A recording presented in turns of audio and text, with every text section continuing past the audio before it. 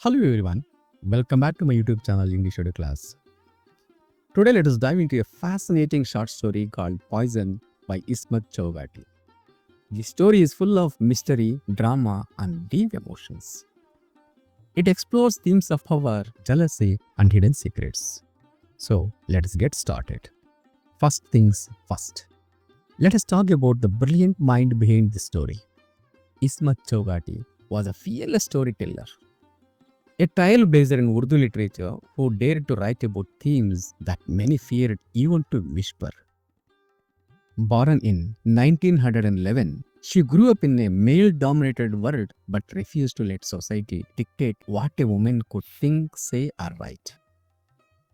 What is really interesting is that her stories were revolutionary, touching on female sexuality, class struggles, and the hidden truths of middle-class life with honesty and wit. Imagine this.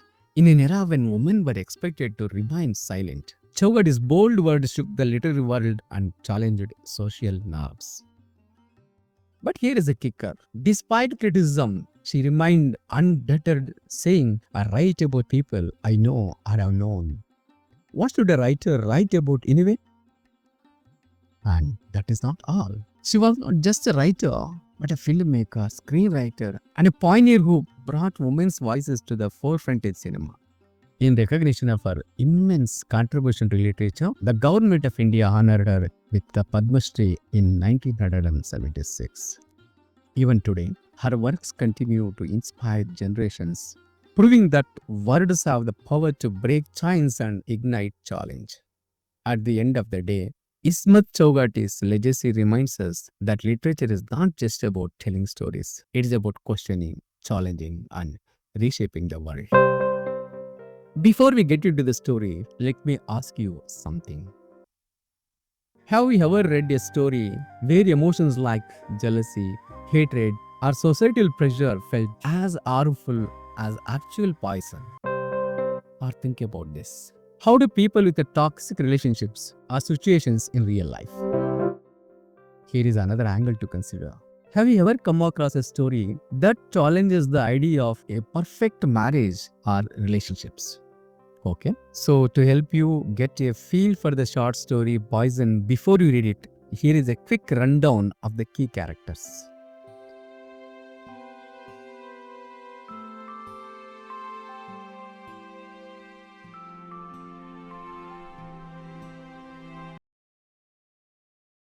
First up, we have got Mrs. Newman. Mrs. Newman, to begin with, she is a wealthy, beautiful, and highly educated woman. She is known for her charm, wit, and talent in sports and music. What is more, she is a strong supporter of women's rights and education. However, despite her modern views, she often looks down on others, including her own husband. Then there is her husband, Mr. Newman. In contrast, Mr. Newman was a quiet, mild-mannered government officer, a district controller. Interestingly, he became successful largely due to his wife's influence. Before marrying Mrs. Newman, he was engaged to Aisha Begum, but he left her for his new life and new wife. Yet there is something odd. Whenever Mrs. Newman teases him about his past, he seems uneasy. Now, here is where it gets interesting. There is Aisha Begum. Aisha is Mr. Newman's former fiancée, now a lonely school teacher. Since being abandoned, she has lived a simple, sorrowful life. Although she remains quiet and dignified, she hides a deep secret. Not to mention, Mrs. Newman hates her and constantly mocks her looks and loneliness. Oh, and we can't forget about the narrator's family. Ammi, the narrator's mother. She was a poor woman with 10 messy, noisy children. She was scared of Mrs. Newman, who criticizes her for having too many kids. Ammi pretends to agree with Mrs. Newman, but secretly dislikes her. The narrator's father, Abba, was a humorous man who ignores Mrs. Newman's advice. He loves his big family and jokes about it. He doesn't take Mrs. Newman's criticism seriously. The narrator, he was one among Ammi's 10 children. He observes how Mrs. Newman treats their family badly. He tells a story from a child's perspective. But wait till you hear about Irfan. Irfan was a teenage boy who looks exactly like a young Mr. Newman, introduced by Aisha as her late sister's son, but possibly Mr. Newman's child. Irfan's appearance shocks Mrs. Newman. Trust me, his appearance is a total game changer in the short story. Finally, we have got the Aya maid. She works in Mrs. Newman's house, and she is the one who discovers Mrs. Newman's dead body. Now, you might be wondering, why should I care about these characters? Well, here is the thing. These characters show jealousy, revenge, and hidden truths in a society where women are judged harshly. As you read, notice how Mrs. Newman's pride leads to her downfall, why Aisha stays silent for years until the end, whether Mr. Newman really forgot Aisha or not. The story is about appearances versus reality. What people show outside versus what they hide inside. So, as you read, pay close attention to the relationships between these characters. Alright, let us get into what actually happens in the story. The story begins with shocking news. Mrs. Newman, a powerful and modern woman, has died mysteriously. She was a strong, independent woman admired by many. The previous night, she had given a lecture and talked to admirers over tea, showing no signs of distress. But the next morning, she was found dead. What actually happened? Now, this is where things get interesting. Mrs. Newman suffered from insomnia and often took sleeping pills. But no one thought she would accidentally take too many. That night, she returned home at midnight as usual. Her husband, Mr. Newman, had already gone to bed by 10 p.m. The housemaid, Aya, offered her dinner, but she refused and only took a glass of milk, which remained untouched. The next morning, when she hadn't asked for tea by 11 a.m., the maid grew worried. She went to check on her and screamed. Mrs. Newman's body was cold. The doctor later confirmed that she had died between 2 and 3 a.m., likely from an overdose of sleeping pills. But was it really an accident, or was something else at play? Here is what is interesting. Mrs. Newman's death shocked everyone. She had a large group of admirers, from intellectuals to activists to ordinary workers. She was a strong advocate for women's rights and education. In fact, after her death, many schools shut down and condolences meetings were held across the city for months. Clearly, she was an influential figure. Now you might be wondering, how did she become so influential? To understand why this was so big deal, we need to look at her background and achievements. Mrs. Newman came from a wealthy and privileged background. She was the only daughter of a rich father and lived a life of luxury.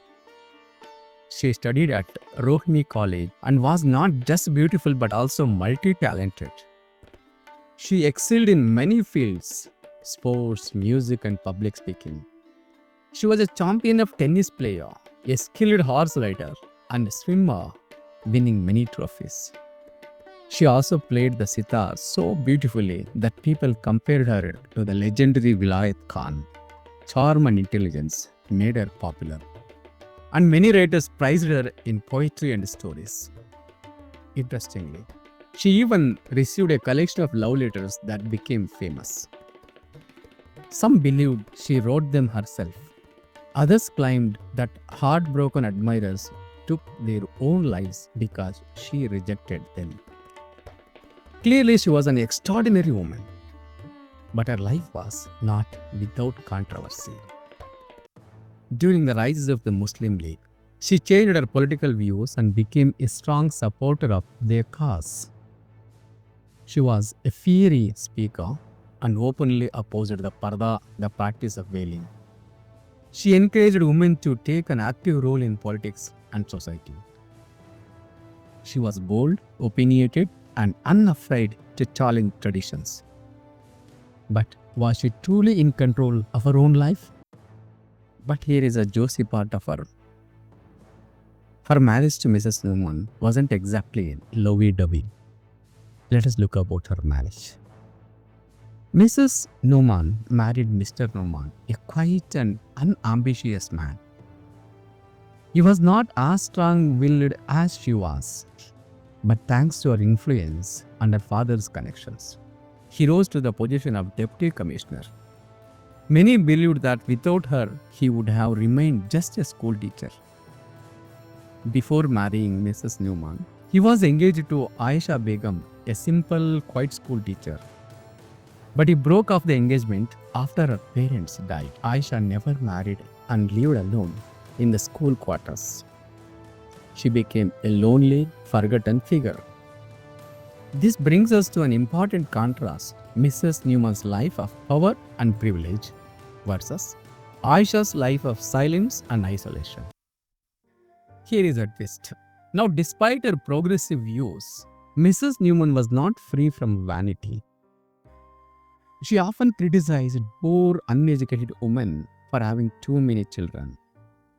The story also introduces the narrator's family, a chaotic household with 10 children.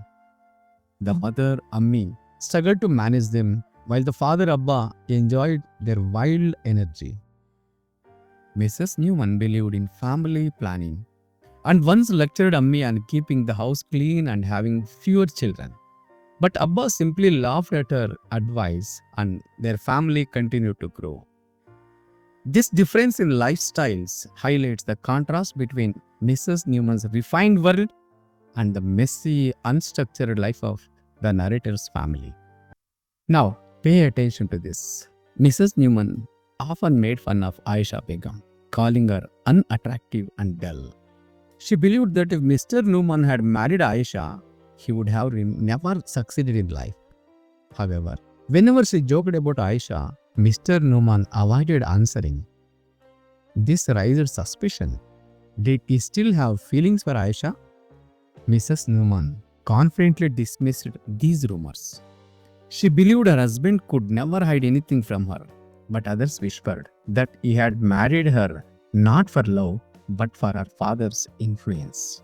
Now, this is where things get really interesting. The turning point. One day, during a school inspection, Mrs. Newman visited Aisha's quarters. Aisha felt jealous but remained herself that it wasn't anyone's fault. She could not understand why Mr. Newman chose Mrs. Newman over her. Pretending to be friendly, Mrs. Newman jokingly said she felt sorry for taking Aisha's fiancé. Aisha stayed calm and replied that it was fate, not anyone's fault. But Mrs. Newman mocked her for staying unmarried. Aisha, usually silent, finally snapped. "Can a person be taken like a toy?" she said. "You may take a man's body but not his heart." Mrs. Newman laughed and called her foolish. But something shocking happened. At that moment, Aisha called for a young boy named Irfan. He was a 16 or 17 years old boy who looked exactly like a younger version of Mr. Newman. Aisha affectionately stroked his hair, saying he was the only memory she had of her late sister. Mrs. Newman was speechless. The resemblance was undeniable. The implication was clear. This boy was Mr. Newman's son. As Mrs. Newman stared at him, the cup in her hand fell to the ground. For the first time, she realized that she might not have had as much control over her husband as she thought. So, what happened next? And then, plot twist. That very night, Mrs. Newman died. Was it accident or was it something more sinister? People whispered that Aisha had poisoned her tea, a bitter revenge for years of humiliation.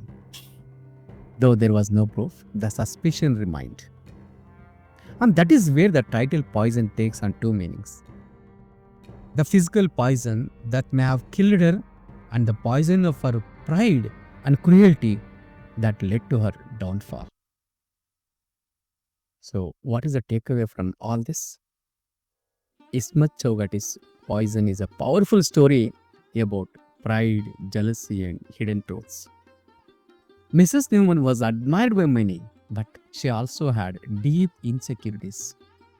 Meanwhile, Aisha Begum, who seemed weak and forgotten, turned to be much more stronger than she appeared. So here is $1,000,000 question. Did Mrs. Newman really die from an accidental overdose? Or was this Aisha's revenge after years of humiliation? That is the genius of Chughtai's writing. She leaves it up to us to decide. Friends, that's all for today. If you enjoyed this story, don't forget to like, share and subscribe to my YouTube channel Edu Claz for more literary insights. Thanks for watching. See you in the next video. Bye. Take care.